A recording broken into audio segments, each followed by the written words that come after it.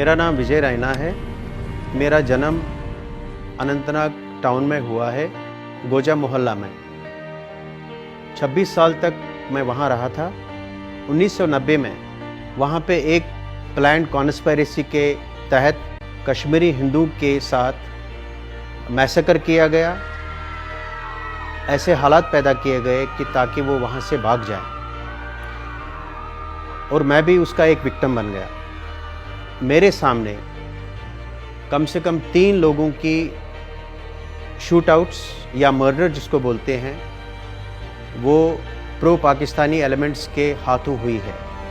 उनमें सबसे पहला जो प्रमुख नेता हमारा था, जिनका नाम था प्रेमनाथ भट्ट, जो अनंतनाग के लाल चौक में उनका शूट आउट किया गया, उनको पिस्टल से मारा गया। वो हमारे लिए एक बहुत बड़ा सदमा था जब उनको मारा गया।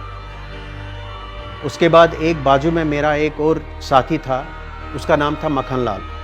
ऐसे ही उसको भी इसी कंडीशन में मारा गया। उसके पास जाके लोगों ने पूछताछ की और उसको वहीं पे शूट कर दिया गया।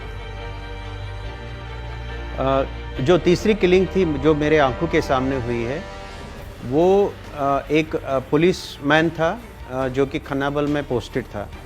तो उसके बाद मैं जैसे वहाँ से बाहर आ गया था जस्ट घूमने के लिए, तो वहाँ पे मैंने 2 गोलियों की आवाज़ सुनी। तो उसमें ही ये जो बंदा था, ये पुलिसमैन, उसका नाम था जगन्नाथ। वो भी हिंदू था। वो बेचारा बीट पे बैठा था उस टाइम पे, और वो जैसे मैंने उनको गिरते हुए देखा तो वहाँ थोड़ा पैनिक हो गया खन्नाबल चौक में। तो मुझे समझ में आ गई बात कि क्या हो रहा है। मगर मेरे जहन में एक और बात आई कि ये 3 लोग जो मरे हैं, जिनका मैं आई विटनेस हूँ, उनमें से एक लॉयर जो हाईली प्रोफाइल्ड लॉयर थे, एक हमारा कॉमन सिटीज़न था जो हमारा नाइबर था शॉप के पास, और एक ये पुलिसमैन था। तो मेरे दिमाग में एक बात आई कि ये क्या हो रहा है यहाँ पे। तो उस समय ऐसा डर पैदा हो गया कि ये तो एक शायद हमारे खिलाफ जो साजिश हो रही है, उसमें किसी को तो छोड़ेंगे नहीं। तो ये लोग सबको ख़त्म करना चाहते हैं यहाँ पे, अगर यहाँ पे कोई रहे।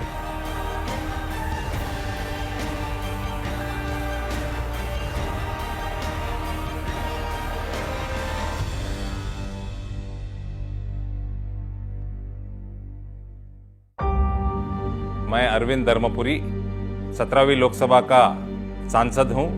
तेलंगाना प्रांत से आता हूँ। मैं बचपन में क्रिकेटर रहा करता था। मैं क्रिकेट मैचेस के लिए इंडिया में ही नहीं, इंडिया के बाहर भी खेलने के लिए घर से दूर रहना पड़ता था। और अभी जो मैं मेंबर ऑफ पार्लियामेंट हूँ, पार्लियामेंट सेशन के लिए हो या पार्टी के काम के लिए हो, कहीं दिन कहीं हफ्ते घर से दूर रहना पड़ता है। और हर 2 हफ्ते में 15 दिन 10 दिन हो, उसके बाद घर को मिस करना चालू करते हैं। घर का मतलब ये नहीं होता है कि सिर्फ एक बिल्डिंग है। घर का मतलब अपने माँ बाप, भाई बहन, घर के आसपास के लोग, अपने दोस्त, अपनी कल्चर, खान पान, रहन सहन, ये सब मिस करना चालू करते हैं। मुझे ये सोच के डर लगता है कि कभी कोई ये कह दे कि आप घर वापस नहीं जा सकते हो।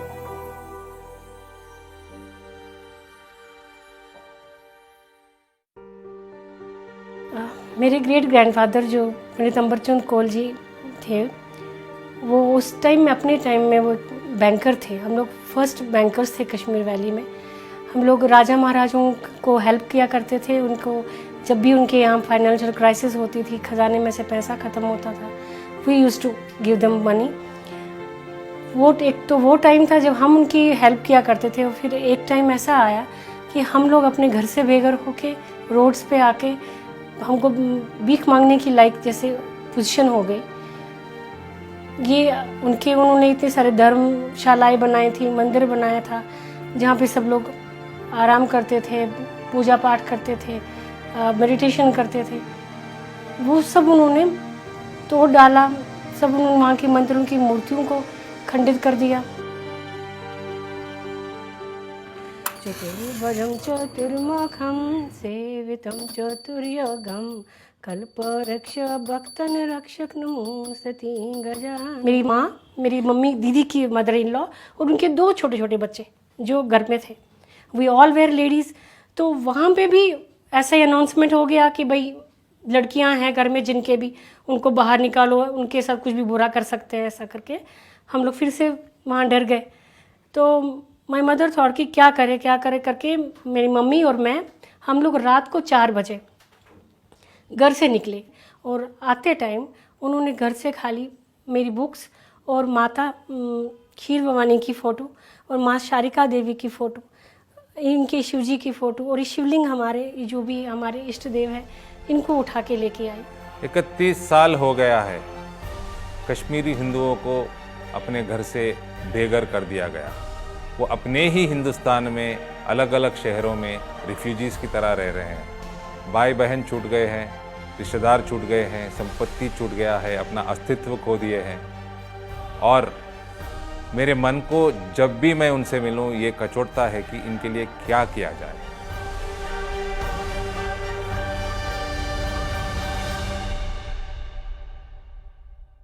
आप कब गए Kashmir? When did you go there? So हम लोग कश्मीर 3 साल पहले for the first time in our lives Okay. we went there and हमने कभी देखा नहीं था, we just heard stories from our parents, so it was good to go there and actually see in which environment our parents have been brought up. इनके friend लोग जो थे school में, तो वो इनसे बात करते थे कि तुम लोग ऐसी खूबसूरत जगह से आए हो तो आप क्यों नहीं जाते हो वहाँ पे। तो ये लोग मुझे आके घर में बोलते थे, पापा हम लोग कब कश्मीर जाएंगे। मैं उनको टालता रहता था पहले शुरुआत में, क्योंकि मेरे को मालूम था कि जब मैं आया था वहाँ से 1990 में, तो मुझे एक वो परसेप्शन था वहाँ का कि जो मैंने वहाँ पे सुना था, जो अजान में बोलते थे या पोस्टर्स में डालते थे कि कश्मीरी हिंदूज यहाँ से चले जाओ, या तो हमारे जैसे बन जाओ या मार दिए जाओगे। तो स्पेशली कि विमेन folk को यहाँ छोड़ के जाओ, वो भी एक नारा था, वहाँ का स्लोगन था। तो मैं इनको वो बोल नहीं पाता था कि उन्होंने ऐसे स्लोगन्स दिए हैं। कोई मेरे घर के आगे ये लिख दे कि अपनी औरत को छोड़ दो और यहाँ से चले जाओ, ये मैं कभी बर्दाश्त नहीं करूँगा। 3 दशकों पहले अपने कश्मीरी हिंदू भाइयों के साथ यही हुआ। उधर लिखा गया हर घर के सामने कि अपने औरत को छोड़ दो और यहाँ से चले जाओ। कहीं हिंदू भाइयों का मर्डर हुआ था, कहीं बहनों का बलात्कार हुआ था, और यह आजाद हिंदुस्तान का सबसे बड़ा नरसंहार है। I think this is the time for each and every Kashmiri Hindu to get back to Kashmir and claim their rights and culture.